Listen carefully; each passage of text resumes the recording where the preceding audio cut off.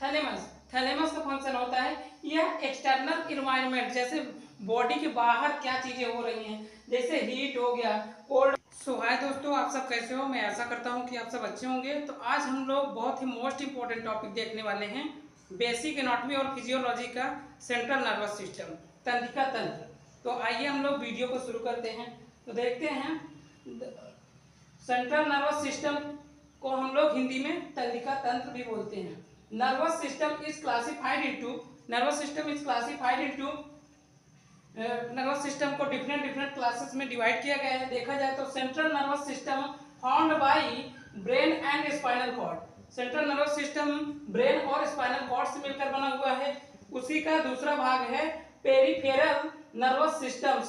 Central nervous system मतलब केंद्रीय तंत्रिका तंत्र और पेरिफेरल नर्वस सिस्टम मतलब परिधीय तंत्रिका तंत्र। तो देखते हैं हम लोग, जो peripheral nervous system which included cranial nerve, cranial कपाल तंत्रिका आती है, और स्पाइनल नर्व मेरुरज्जु तंत्रिका आती है, और ऑटोनोमस नर्वस सिस्टम स्वायत्त तंत्रिका तंत्र आते हैं इसके अंतर्गत। और हम लोग आगे देखते हैं, brain is the part of central nervous system. Brain जो है आपका part of central nervous system which is like with in the cranial cavity. It consist of follow up. जो ब्रेन होता है आपका सेंट्रल नर्वस सिस्टम का भाग होता है, और यह क्रेनियल नाम की कैविटी में स्थित होता है। कैविटी मतलब कोई खाली जगह हो, उसको कैविटी बोलते हैं। क्रेनियल कैविटी होती है जो कि 8 बोन के समूह से मिलकर बनी होती है। क्रेनियल कैविटी जो कि हमारे ब्रेन को सपोर्ट, प्रोटेक्शन और बहुत सी मतलब हेल्प, शॉक से, अब्जॉर्ब से बहुत ही ज़्यादा मदद करती है। हमारे वो क्रेनियल नर्व जो होती है हमारे ब्रेन को प्रोटेक्शन प्रोवाइड करती है, रक्षा करती है। कुल 8 हड्डियों का समूह है। पहला है फ्रंटल बोन, फिर उसके बाद पेराइटल बोन, फिर उसके बाद आपका ऑक्सीपिटल बोन आता है, फिर उसके बाद टेम्पोरल बोन आता है, फिर उसके बाद स्फेनॉइड बोन आता है, फिर उसके बाद एथमॉइड बोन। कुल 8 हड्डियों का समूह है जो कि आपके ब्रेन की प्रोटेक्शन और रक्षा करने में मदद करता है। जो कि उसके आगे हम लोग देखते हैं, जो हमारा ब्रेन होता है, ब्रेन में कितने प्रकार की न्यूरॉन सेल पाए जाते हैं। तो देखा जाए तो brain is made up 90% neuron cell, 90% neuron cell होती हैं। Neuron cell is not reconstruction. 90% जो हमारे ब्रेन में जो सेल पाई जाती हैं वो न्यूरॉन सेल जो कि नॉट रिकंस्ट्रक्शन। अगर वो कहीं से चोट लग गई, अगर ब्रेन में डैमेज हो गई तो उनका रिकंस्ट्रक्शन नहीं होता, वो दोबारा बनती नहीं। इसीलिए बोला जाता है कि आप लोग अपने सबसे ज़्यादा अपने ब्रेन का ध्यान रखिए और गाड़ी चलाइए तो हेलमेट पहन के चलाइए, नहीं तो ब्रेन में रिकंस्ट्रक्शन का वर्क नहीं होता। जो सेल मर जाती हैं वो दोबारा पुनः नहीं बनती, क्योंकि उसमें सेंट्रोसोम नहीं पाया जाता। क्योंकि न्यूरॉन सेल में सेंट्रोसोम नहीं पाया जाता, इसलिए उसमें रिकंस्ट्रक्शन का वर्क नहीं हो पाता। तो उसके आगे हम लोग देखते हैं, the made up glial cell neuroglia reconstruction support and structure provide. और ब्रेन में 10% ऐसी सेल पाई जाती हैं जो कि जिसे गैलियल सेल बोला जाता है, न्यूरोगैलियल सेल। यह इसमें क्या करते हैं, इसमें रिकंस्ट्रक्शन वर्क होता है। तो इसी वजह से कभी कभी आप देखे होंगे कि किसी को ब्रेन ट्यूमर हो जाता है। ब्रेन ट्यूमर होने का रीजन है कि उसमें 10% जो ग्लेलियल सेल पाई जाती हैं उसमें अनकंट्रोल डिवीजन हो गया, तो उससे कैंसर का स्टेज पहुंचने से पहले ही आदमी की डेथ हो जाती है। तो हम लोग नर्वस सिस्टम का अलग अलग पार्ट देख चुके थे। अब उसके बाद देखते हैं ब्रेन, और ब्रेन के कितने भाग होते हैं और ब्रेन का क्या फंक्शन होता है हमारे बॉडी में। तो देखा जाए तो ब्रेन, मस्तिष्क का वजन होता है 1350 से 1400 ग्राम होता है। महिलाओं में 1350 होता है और पुरुषों में उसके 1400 ग्राम तक होता है। तो देखा जाए तो ब्रेन जो होता है उसे 3 पार्ट में डिवाइड किए गए हैं।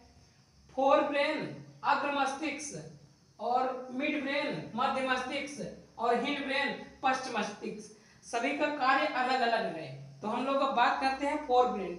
फोर ब्रेन के अंदर आता है आपका सेरेब्रम, सबसे लार्जेस्ट पार्ट होता है ब्रेन का। ये होता है 66%। ये होता है प्रमस्तिष्क, इसे प्रमस्तिष्क बोलते हैं। अब देखते हैं इसी के अंदर इसका फंक्शन क्या होता है या काम क्या करता है।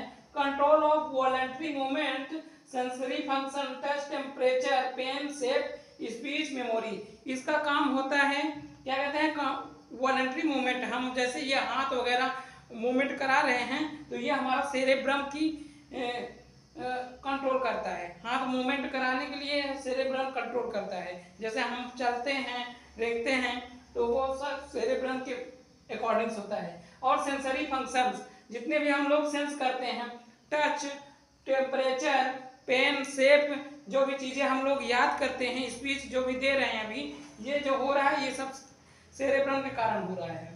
और ये सेरेब्रम जो होता है मेमोरी या याददाश्त का भी काम करता है और नई नई चीज़ों को सीखने में हमारी मदद करता है सेरेब्रम।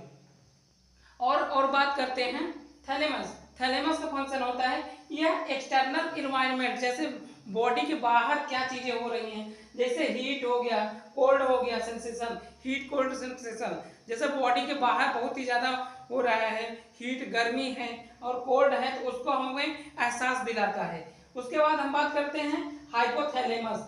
हाइपोथैलेमस का क्या काम है, इंटरनल इन्वायरमेंट, बॉडी के अंदर जो भी प्रक्रिया हो रही है उसके बारे में हमें ज्ञात कराता है। जैसे हीट हो गया, कोल्ड हो गया, टच हो गया, पेन हो गया, शेप हो गया, love, hate, control of oxytocin hormones, body temperature और सिंथेसिस लाइक जीएच और एलएच, एफएसएच। इसका हाइपोथैलेमस का क्या क्या फंक्शन है, ये हमारे बॉडी के अंदर हमें अगर बहुत ज़्यादा गर्मी लग रही है, हीट सेंसेशन हो रहा है तो हमारे बॉडी के अंदर पसीना स्वीट ग्लैंड्स रिलीज करेगा जो कि हमारे बॉडी को ठंडा करेगी। और हेट, या हमें नफरत, इसी के कारण हमें किसी को नफरत भी होती है।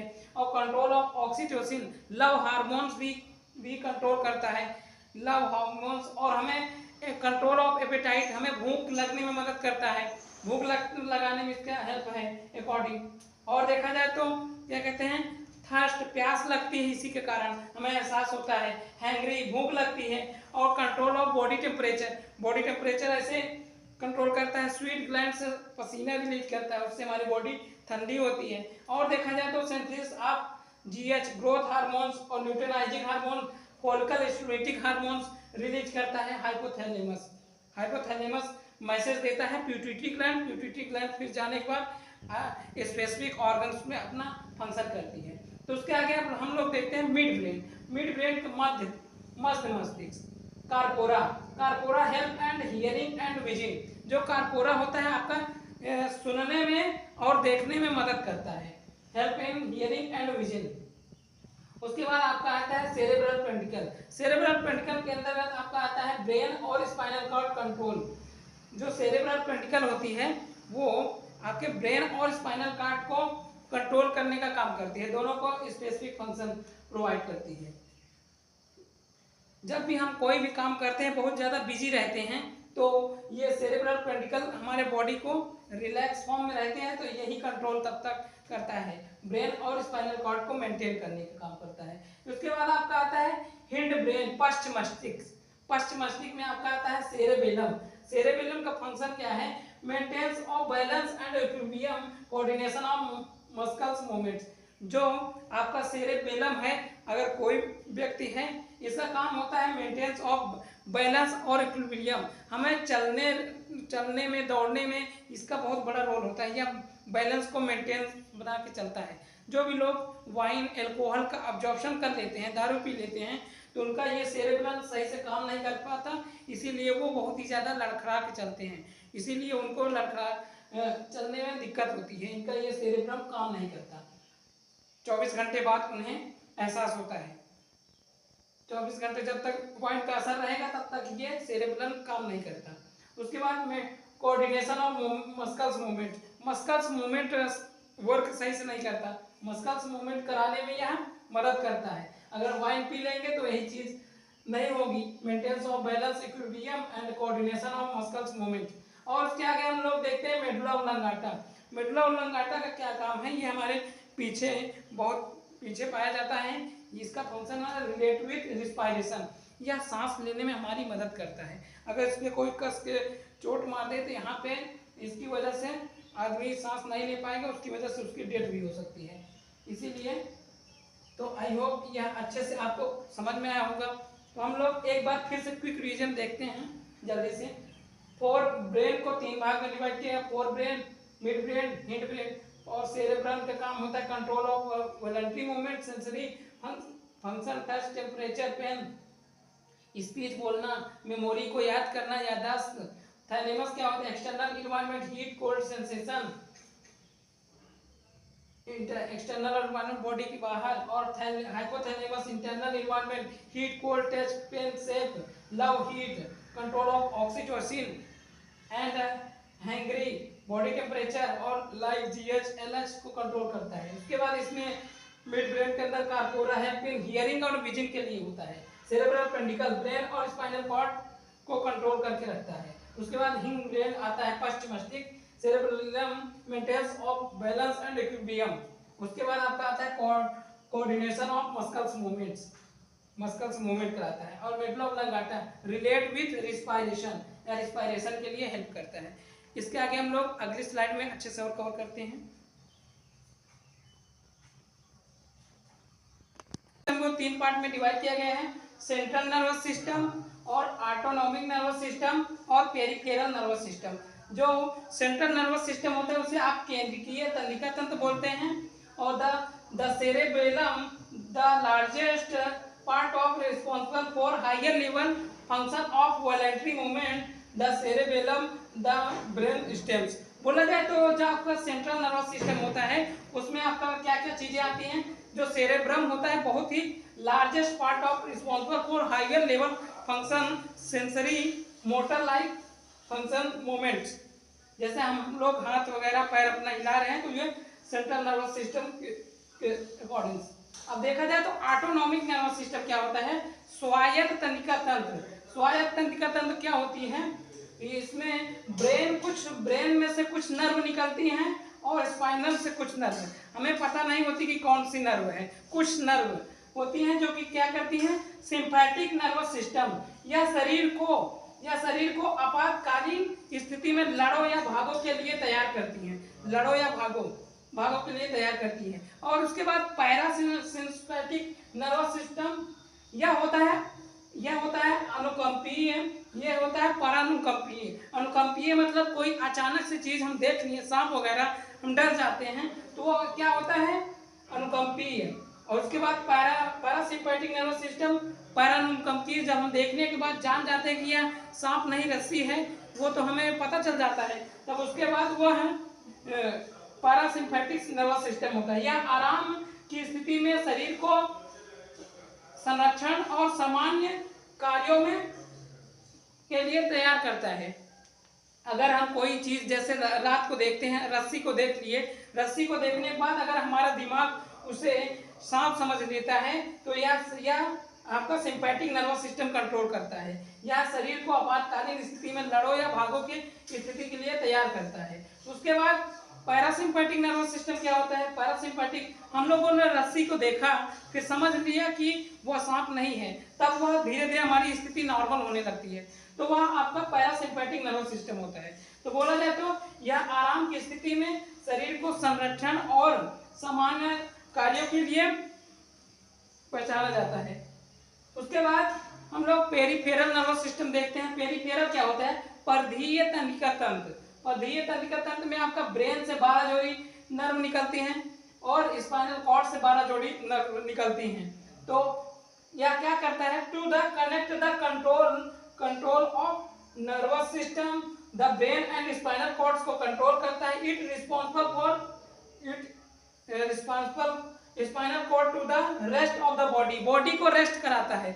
जब हम सोते हैं उस समय हमारा ये क्या कहते हैं, peripheral nervous system spinal cord के ऊपर अपना पूरा जो भी जिम्मेदारी होती है उसके स्पाइनल कॉर्ड के ऊपर छोड़ देता है।